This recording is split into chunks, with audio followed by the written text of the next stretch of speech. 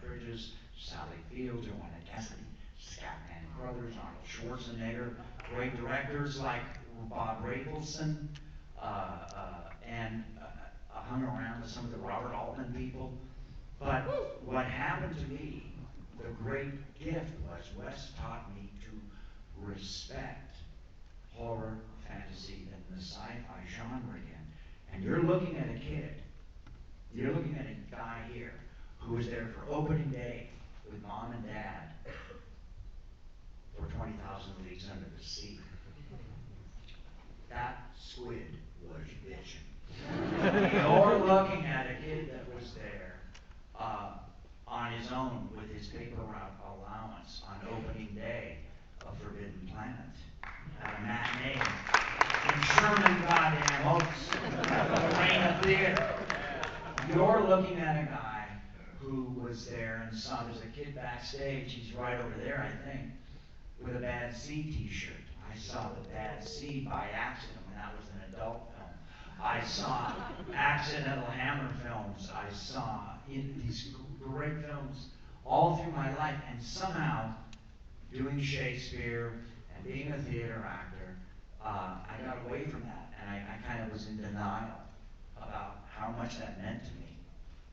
And now that I'm older, that I don't remember the Shakespeare, although I do remember some great stuff that I've seen. And I do remember some great theater that I've seen, whether it's Alan Bates or Daniel Day-Lewis or other people. But what I'll take to my grave with me is James Mason and Kirk Douglas and Peter Lorre in Disney's, you know, the scars, the sucker marks from the tentacles of the giant squid on that sailor's face as he comes tumbling back into the Nautilus. You know, the sailors being shaken off that log in King Kong on the Late Late Show on the Fabulous 52 on CBS at 11:15 at night in LA. And I finally saw the uncut King Kong, and he shakes the sailors off that log and they fall down that ravine. I drew that for the entire third grade, trying to get that image out of me, purge that image out of me.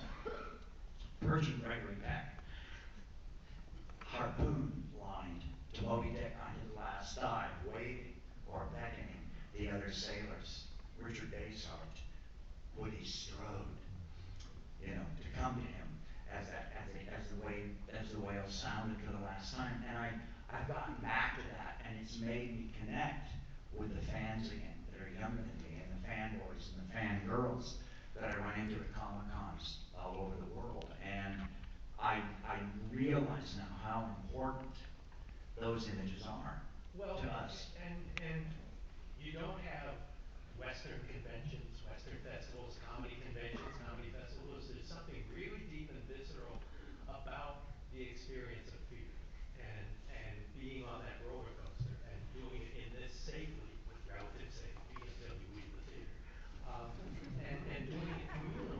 And I think that, you know, Wes was very philosophical about it, and there wasn't anything in any of his movies that wasn't extremely well thought out in a very psychological sense. And I'm curious about how those first conversations about who Fred Krueger was with you, because it's the perfect intersection of actor and role. Yeah, except that, you know, we didn't talk that much. Wes is very kind to me, or Wes was very kind to me in interviews about my intellect, and saying that he cast me because I got it, because I was the one actor that came in front of him that got what he was saying. Truth be told, I have a thin face. Mick has a thin face. If you put makeup, prosthetics on either Mick and I, we still look normal because our faces are thinner. Our heads don't look too big for our bodies.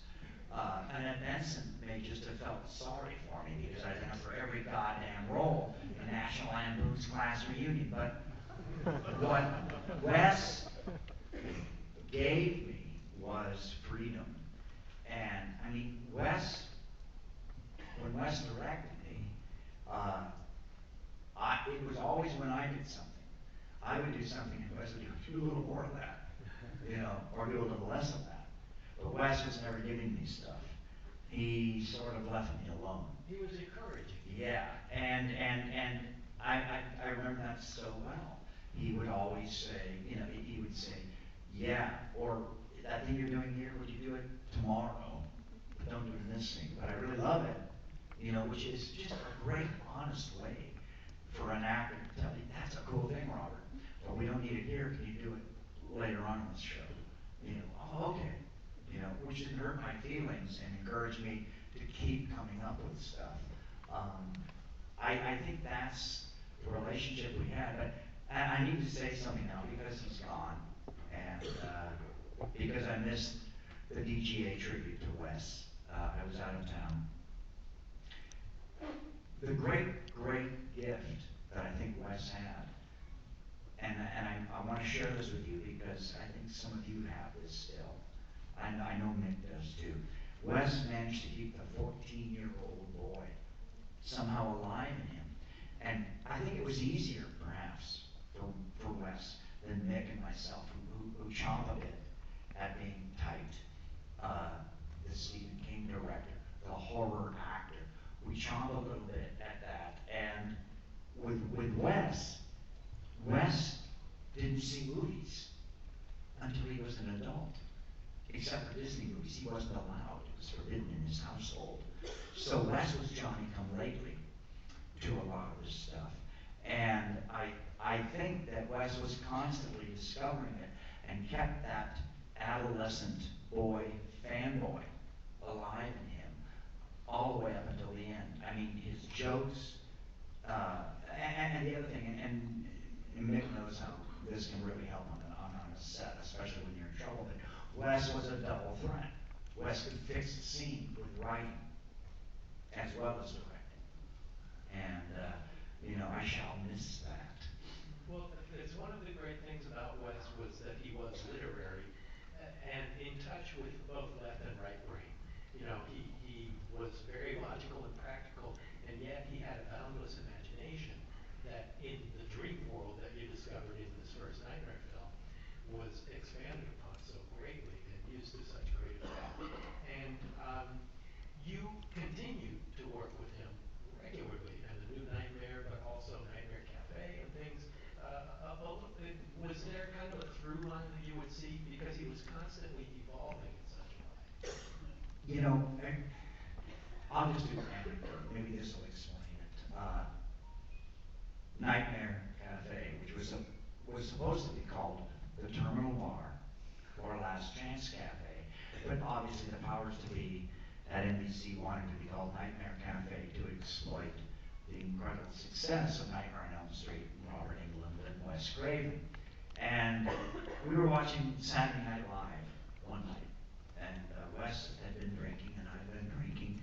Jack Coleman from Heroes and Heroes Unborn, and from Dynasty, had been drinking with us. Jack was the other star of the show, and my wife, and we were there with you know, what was left of the pathetic detritus of hors d'oeuvres, and sitting at 11:30, 11:40 at night, Saturday Night Live up in Vancouver in my apartment, and there was this dark, offbeat sketch on SNL called Head Wound Harry.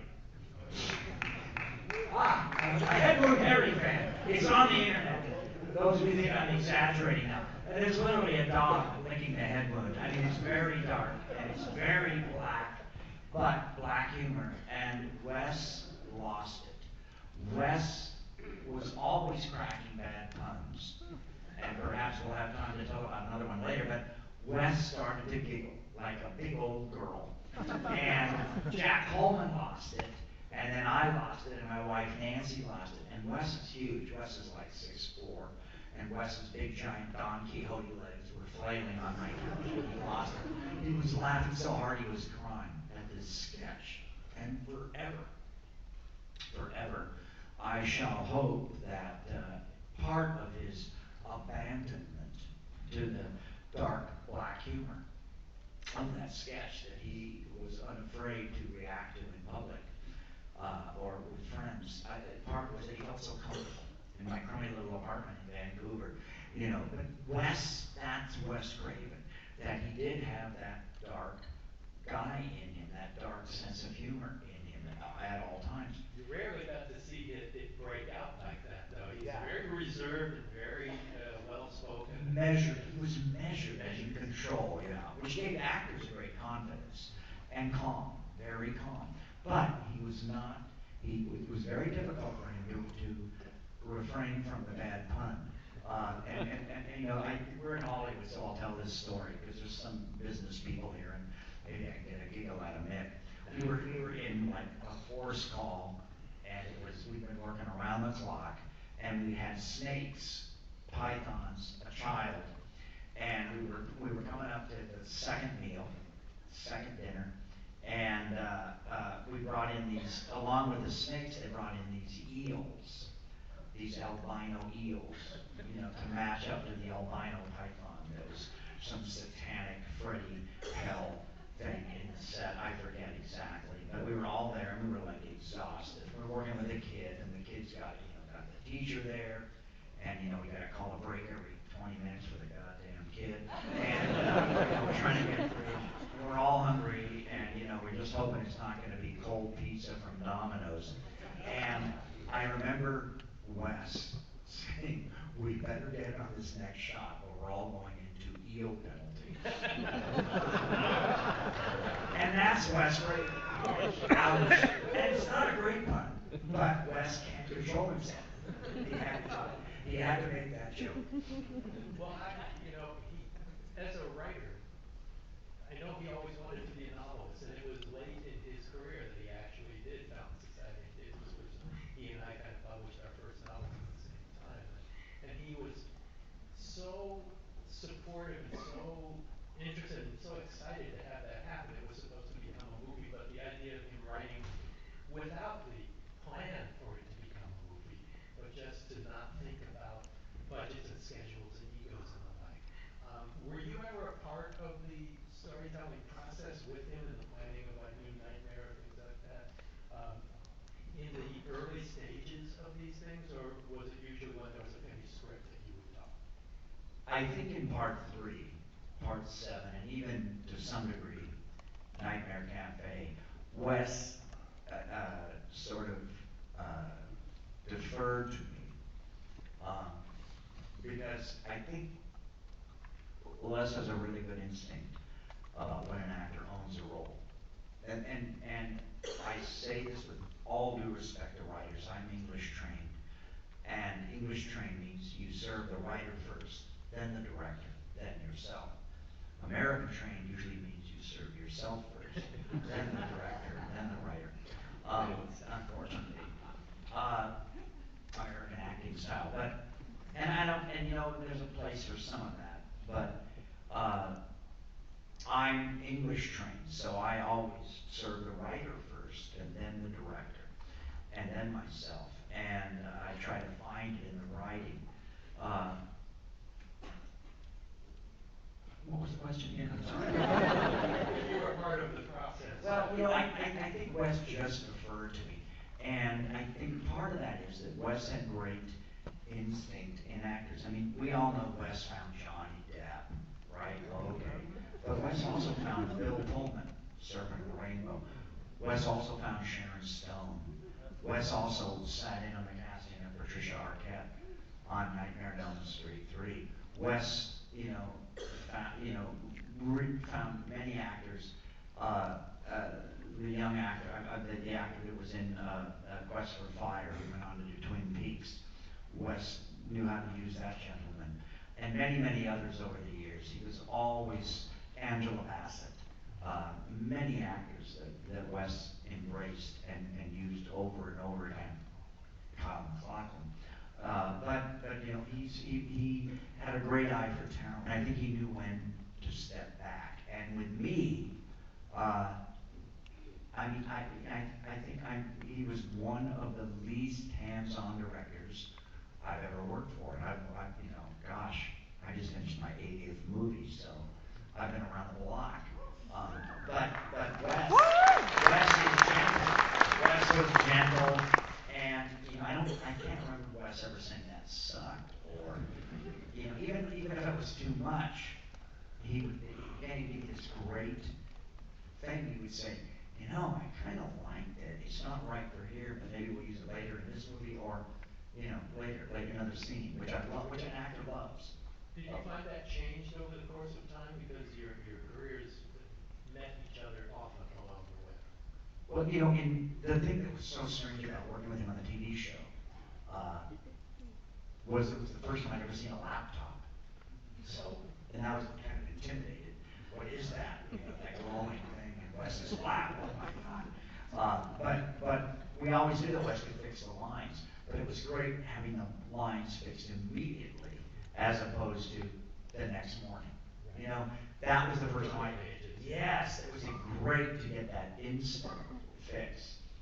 And Wes would just give you the line and then type it in, and then they'd have it. The office, the students, whoever that needed it. That was a great experience working with him then.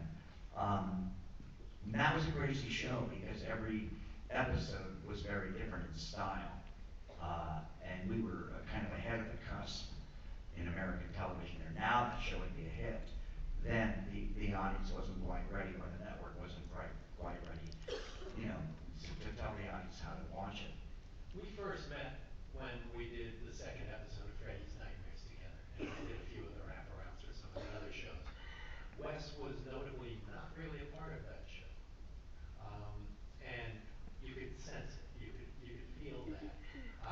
Did he intentionally remove himself from the process? Do you know? I was lured to the television series with a promise of getting my DGA card.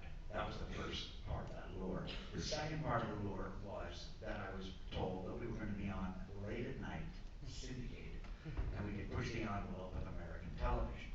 This meant we would be the first series in the history of American television that could be a little nasty late at night and have a little bit of rock and roll fun. And I imagined us on after Saturday Night Live or Don Kirshner's rock concert, whatever was on late at night, and we'd be on, you know, late, and we could get away with some stuff. A little bit of violence, a little bit of sex, a little bit of rock and roll. And so that's how I was lured to it. The third reason I was lured to the show was I had just done Nightmare on Elm Street Part 4 with Rennie Harlan, and many of that crew had worked on 1, 2, 3, and worked really hard. And although they were always working for New Line, not all of them had, you know, hit the so-called jackpot. They hadn't moved up in their particular department yet, or they hadn't, you know, really renegotiated as a principal in their department for money.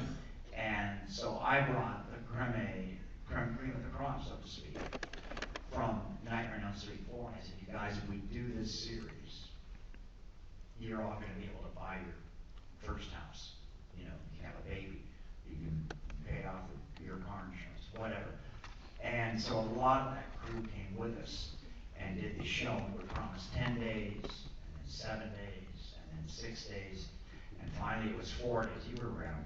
And the great gift that crew did was they went over and saved a TV show that was a vanity production called Tales from the Crypt.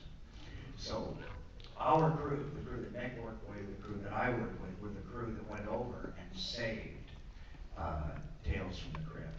About half the budget. Yeah, yeah.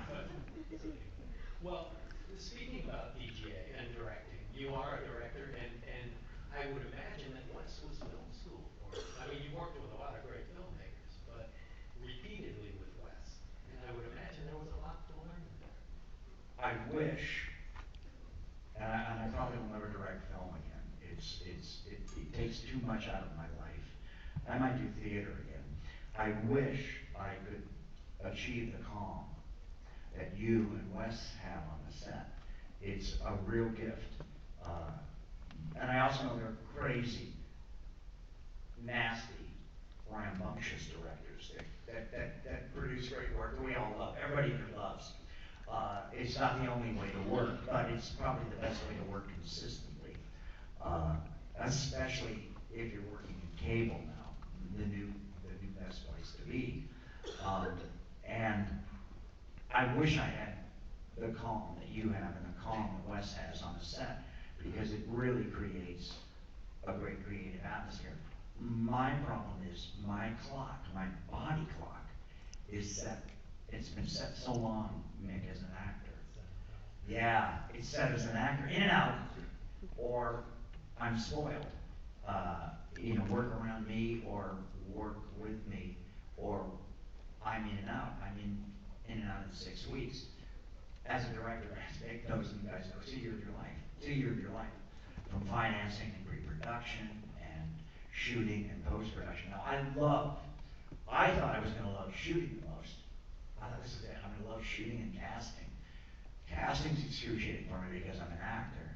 And it breaks my heart because people come in that are infinitely more talented than others, but they're wrong in the role. But the camera doesn't like them. And you have to tell them no. The other thing that's excruciating for me is once you start shooting, that clock is ticking. But I do love post-production. I love having a scene that doesn't work, and you can put a sprinkler, a rainbird in the background, or a dog barking to fill a beat, or a mournful train whistle. Or I love post-production and mixing and all, and learning from all the editors I've worked with. But I just don't have. I don't know how to plan that year anymore. So I'm really not a director. I wish I was, and people tell me I should be, or they tell me I should be a writer. I'll probably do a little more writing, and I'll probably direct some theater, but film directing is a really specific, unique discipline, and it doesn't quite coincide with the way I've been sort of spoiled by Hollywood. Well, how would you say, what were the words that would best represent Wes's style? I mean, we're here to celebrate him, and you're the closest person to that work ethic and style that he had. Is there something that you would say distinguishes him from other filmmakers you worked with? I don't know if it distinguishes it, but I think what Wes's gift was that he was intellectually dark. He was surrealistically dark and nasty. Wes didn't shy away from blood, and he didn't shy away from violence, but that's not what he was about. He was about a story and a theme, and more than that, an undercurrent. In all of Wes's films, to me, there's this, where the serpent and the rainbow, or the people under the stairs, or there's this undercurrent. There's an undercurrent tension that he knows is there, and it's thematic. It's thematic, it's casting, but it goes along with the whole overall theme of whatever project that he's directing. Even back at the beginning, I mean, if you watch Hills Have Eyes, that, it's brutal, but there is a theme there, and it's like the binding agent. There's so much more depth than what's on the surface of his movies, and we talked about that earlier, Chuck Russell. People were here before the movie began. By the way, just a shout out to Chuck. I don't know if Chuck's still around. Chuck beat us all up on Nightmare 3. That was a hard shoot, and everything in that's a practical.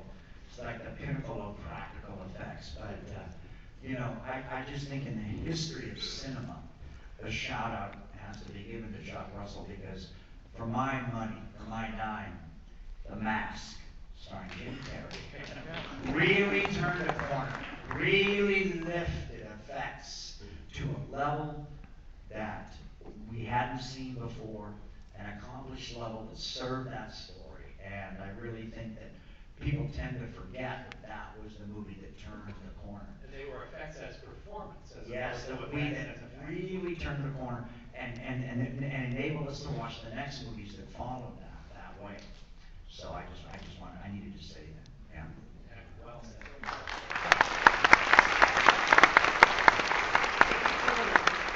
Open it up to the crowd here, but just another question or two. One thing I was curious about, do you have a favorite Craven film that you were not a part of? Oh, I have so. I'm so happy. I tried to lobby for Wes Craven's New Nightmare tonight, along with the other film they had here. But Serpent and the Rainbow just a great, great film, and I'm a huge fan of that film. And Bill Pullman's work in that, and I mean, that movie, you can smell that movie, and that movie makes me itch. And yeah, that movie, it's all on screen. I mean, Wes shot that movie in Haiti, and when you watch that movie, you're in Haiti. You feel it. Well, let's open it up to some questions before the next meeting. Right here, very rapid response. A few years ago, Nike did a shoe based on Freddy Krueger. By chance, did you have a pair? You know, I don't have them. It's be kind of awkward for me to wear those now. What? Freddy shoes. No. The question was a few years ago, Nike put out The Nike Freddy Krueger shoes. But I have signed thousands of them. Apparently they're very, very valuable. So if you have a pair, hang on to them. I just signed a French circus size Nightmare on Elm Street Part 6 Freddy's Dead poster of me kidding around like Bob Fosse with a hat off in full makeup, full Freddy drag. And they've just given us the 3D glasses, and I'm camping around and doing kind of Bob Fosse moves. And somebody took a photo, and it was on the proof sheet that went to Paris. And some very intelligent Parisian publicity person put that on the opening day poster of the biggest theater in Paris. Giant circus-sized poster, and along the side of the poster are images from the movie in 3D, and attached to the other side are the 3D glasses. I think it sold for $8,000 in New York last year with a tear in it. So hang on to your tennis shoes. Always Freddy. Another question right over here. Out of all the Nightmare films, which was your favorite to work on? Well, you know, that's easy. Nightmare 7. And I lobbied for it to be screened here tonight because maybe it was Wes's favorite. He really got some stuff off his chest in that Wes Craven's New Nightmare. Here's why it was fun for me.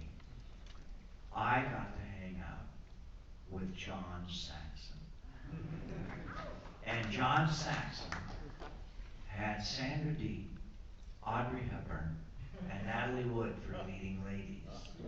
John Saxon starred with Bruce Lee. He worked for Quentin Tarantino. He starred with Robert Redford twice. Electric Horseman and a World War II movie. I can't remember it right now. He starred with Marlon Brando in The Appaloosa. He starred with Clint Eastwood in Joe Hill, with Robert Duvall in Joe Hill.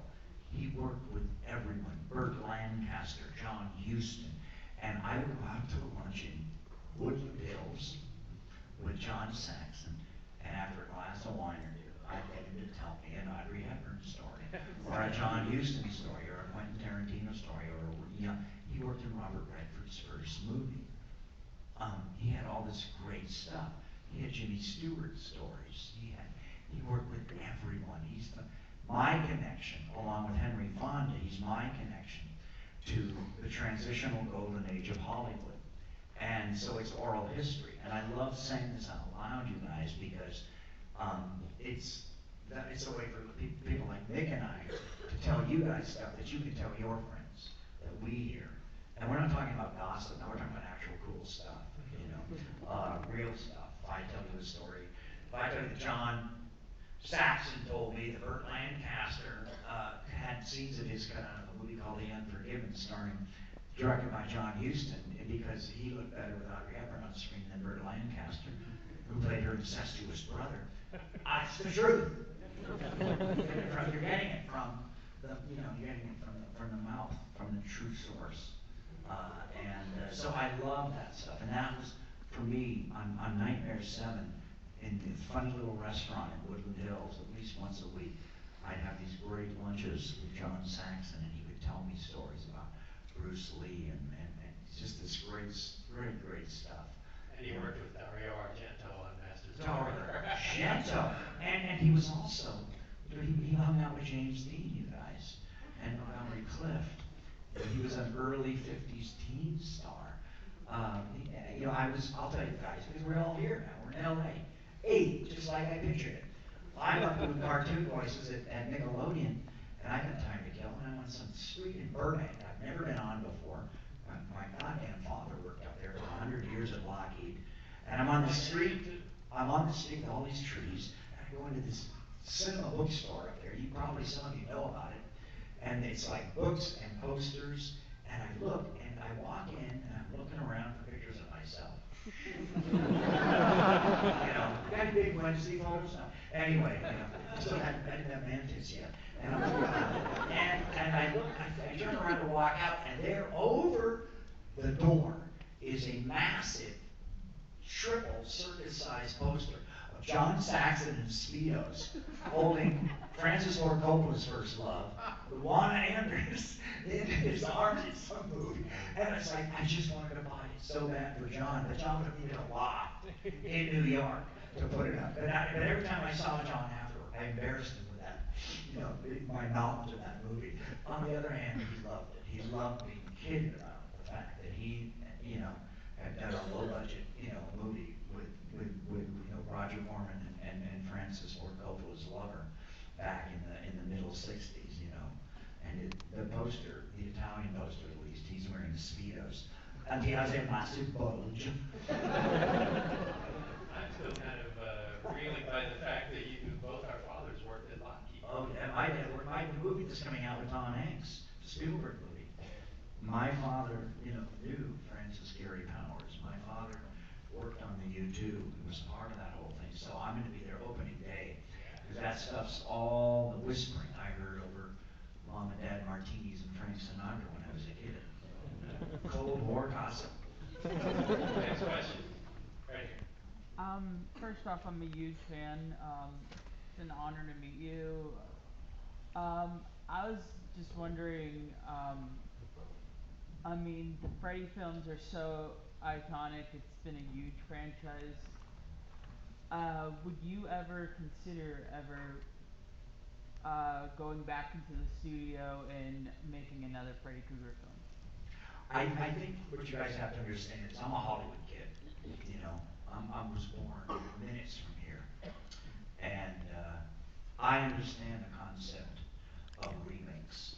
Our grandparents, every movie they saw, it was a silent film that was remade. We forget this. It's not something new. There's only so many stories that we have to tell around the campfire. And Hollywood has to recirculate these and remake them. You guys know, some of you have kid brothers, sisters that won't go see black and white movies. There's some great, I could drag you to them. I could get you stoned or drunk and put you in a headlock. Guys, there's some black and white movies I could turn you on to that would blow your mind.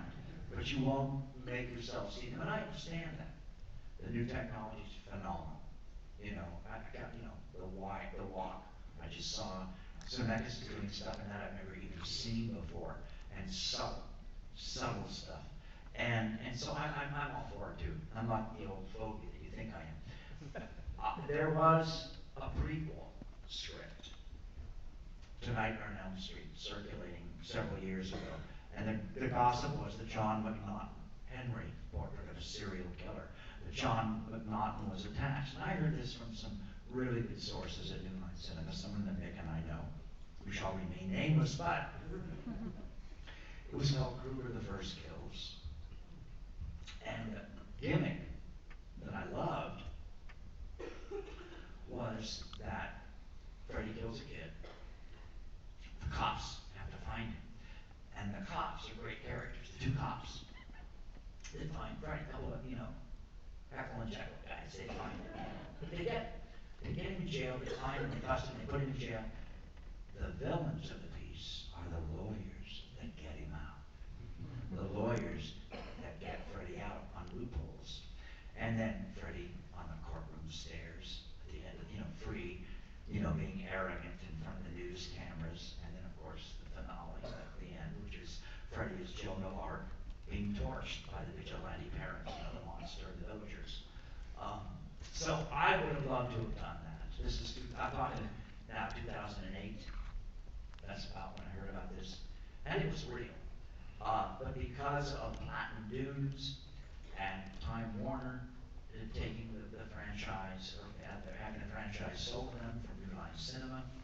Nick probably knows. I mean, Nick knows these details better than I do, but it was sold, and now Michael Bay has Friday the 13th, and he has Nightmare on Elm Street, and he has Texas Chainsaw Massacre, and his mission has been, should you accept it, Michael, his mission is that he needs to reboot these franchises, and some of it's more successful than others. Some of it was premature. I don't dislike the remake of Nightmare on Elm Street Part 1. I just think it was premature. Because Hollywood, in its great wisdom, had just released a box set Blu-ray digitally remastered set of all 7 of my films, and I got a whole new audience of young kids who went to their divorced dad's house on Sunday night to watch Freddy vs. Jason on a 52-inch flat screen in the man cave, and it looked pretty goddamn good. Next thing you know, it's Rooney Mara walking around kind of gloomy. It's just too soon. It was just premature. So I would have loved to have done the prequel. Actors never do remakes. You might see Danny Glover and Mel Gibson in Lethal Weapon 15. But you're never going to see them in Lethal Weapon 1 again. And you'll never see me in Nightmare on Elm Street 1 again. Would I love to be the old dream expert in the remake of Nightmare 3?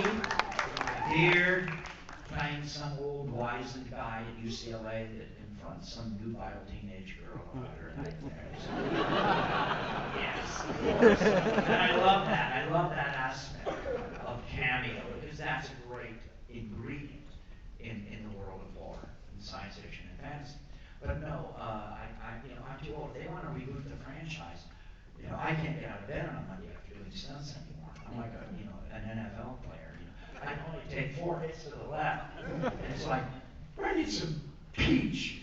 I need some peach juice, Mick. Please. I need an enema. Any volunteers? Yes.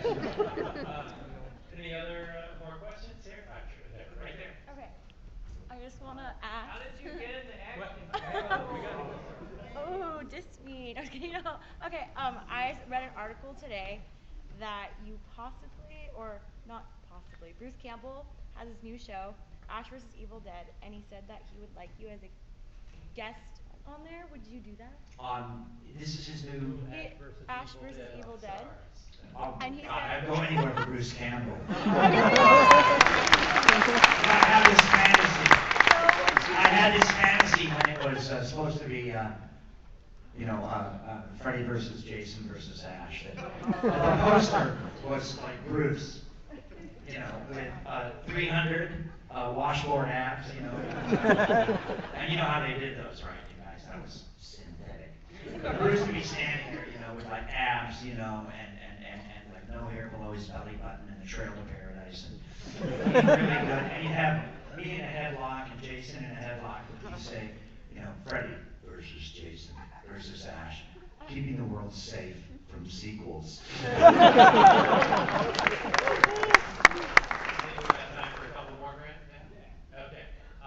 Up above, the shower. Oh. How did you get into acting? Girls. I'd love to say, I'm sitting with such an erudite guy here, and I after years of working, there's a moment when culture and art and world cinema and world theater kick in, and you really do, become kind of smart and wise. But I was 12 years old and prematurely short, and my mother's best friend, her daughter, had legs that started right under her areolas, and she was 14, and she was dating a 17-year-old, and she was a wannabe actress in the Valley, gorgeous Valley girl, and I got assigned to her one summer to keep her out of trouble because of the older boys. I was sort of made, they had to she had to kind of babysit me. I was like, almost like a chaperone. And she was in a professional children's theater. And I got dragged along, and I thought that I would be sweeping, the stage and building scenery, and perhaps I'd be an usher. I wound up playing Aladdin, Pinocchio, Peter Pan, and I lost my virginity. And my memory was being in a girl's bathroom at the age of 12 and a half, sitting around with 13, 14, 15-year-old girls. And I had long hair. Nobody had long hair then. And they were putting those spoolies, curlers in my hair for Aladdin.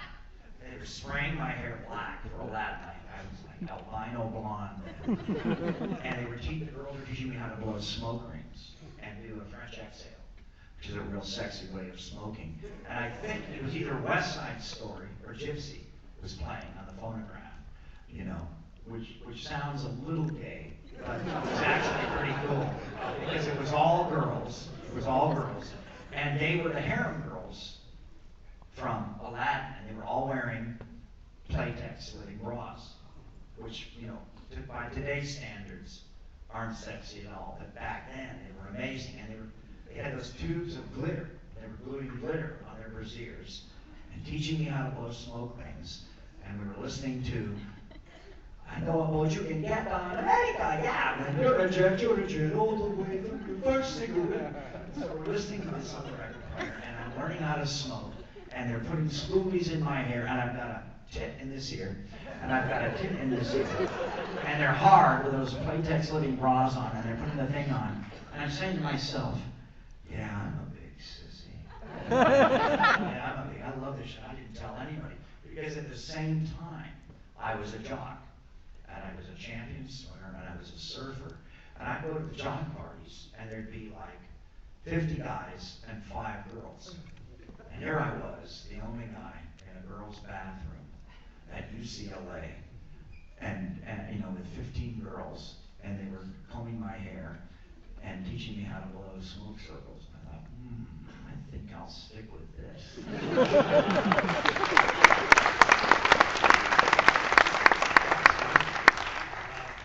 Okay, 2 more. Right here. Trying to be as unbiased as possible, do you think Freddie is, the pinnacle of horror movie icons, and do you think anyone will ever transcend him in terms of longevity or just icon status?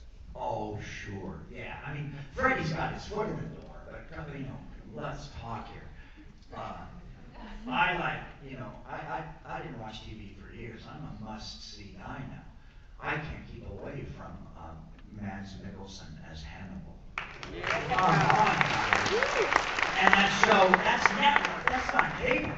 This is network television. It's turned completely. The last 4 episodes of the last season were almost completely visual. It was like watching a kaleidoscope. It was like a hallucinating visual. It was so phenomenal. The subtext is so strong in that show. Mads had to top Anthony Hopkins. You know how the degree of difficulty? That's a degree of difficulty. And he completely made it his own. That's an extraordinary character. Come on, nobody can touch Karloff. Ever. Nobody can touch Karloff. Jason, I don't know. Not much personality. But you guys know there's a lot of great horror characters over the years. My particular favorite right now is Mads, but I am also a huge fan. And I think you guys all need, if you haven't really clicked in, you need to revisit Penny Dreadful. Because the writing on that show, the writing alone on that show, let alone you get to see Eva Green's boobies. And Billy Piper's boobies. But, and her Bride of Frankenstein has just come so far. By the way, I predicted that. Check out my tweets if you don't believe me. But yeah, that's an extraordinary show. Really an extraordinary show. And we're all trying to be modern now, and Mick and I are trying to keep up with this. And Mick and I have been in too many meetings for too many times where they ask us, well, what is the tone, or is this a conflicting tone on this project? And you want to say, what we know now, what Mick and I know now, is that you guys can come along with the new tone. And I think a lot of this has been from the graphic novels. But I don't think there's been a better mashup than Penny Dreadful. In terms of the mashup, the graphic novel mashups, I encourage all of you to see it. Yeah, Horror is Shakespeare. it is. Okay, one last. The last question. Question, and then Bitch. we'll continue. Maybe that's me. This arm is going way, way out. Actually, this does have to do with the talk of personality that was brought up a few moments ago. I think in the terms of modern horror history, that Freddy was possibly the very first character to really have a quote-unquote personality that also gave birth, and that also helped give birth to such equally iconic characters such as Pinhead or Candyman or even Chucky. But I think Candyman was just around the same time, yeah. But also, I remember, like, from growing up watching the Nightmare movies as well, and listening to certain, like, positives and criticism about that some people kind of felt that as a series progress, that Freddy went from being sinister to being a little too funny. But speaking as a man who has been Freddy the most in everybody's eyes, would you say that there is a possibility, the argument that because Freddy became more quote-unquote funny, that that is actually what makes him more terrifying, and that he's able to take such really dark moments in the last 2 minutes of his victims' lives and really just put them through the ringer, using those jokes to really make them feel. Freddy, you know, Wes isn't here to defend himself, but if you watch Nightmare on Elm Street Part 1, I crack wise in that many times. I make a lot of jokes, and I cut my fingers off, and I joke, I stick my tongue out of a telephone, I eviscerate a young lady, put her face on an impersonator. I'm kidding around. That's all Wes. And Part 3, Wes is a huge contributor to Part 3. Did we jump the shark? Perhaps in Part 6, but we did it intentionally. That was our way of being part of the culture at that time. And so we referenced Roseanne Barr, and we referenced Alice Cooper.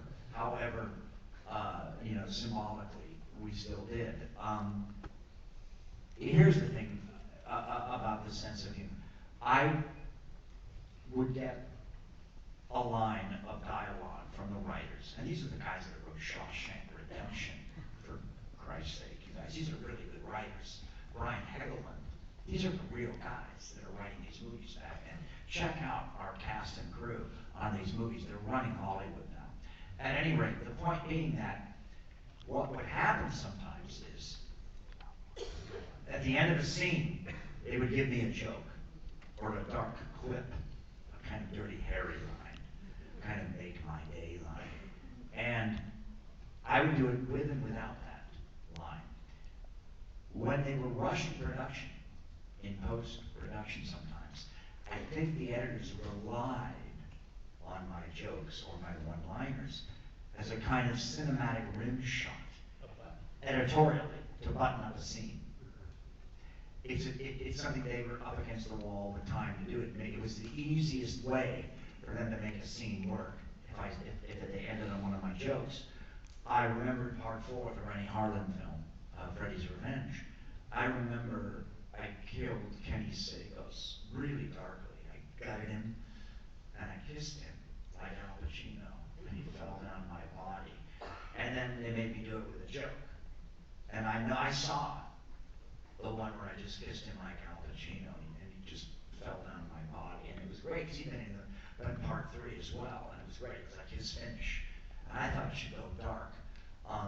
And if I had it to do over again, I would send those notes off every day with the continuity girl and the director say, I really think that the silent take or this particular moment needs to be a little darker. But the audiences love the humor, and that's why when we respond to the fans, we respond to you guys.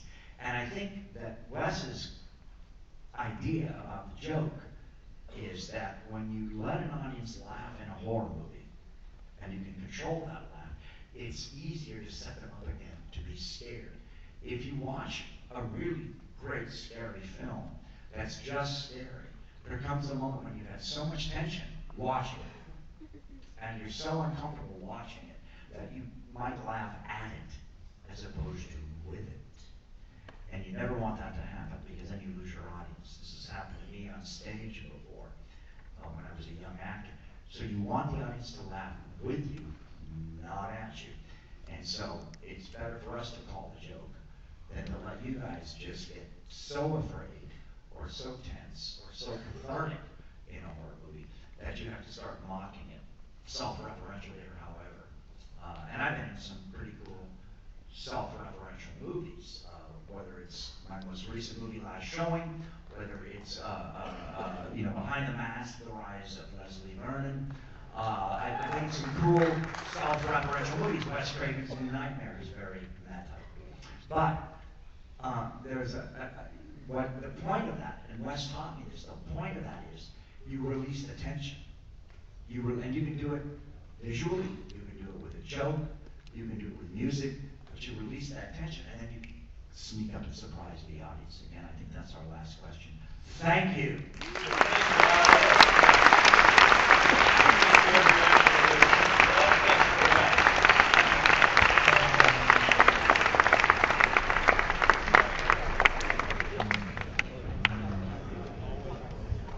We're going to take a 10-minute intermission, start surfing the rainbow. Thank you.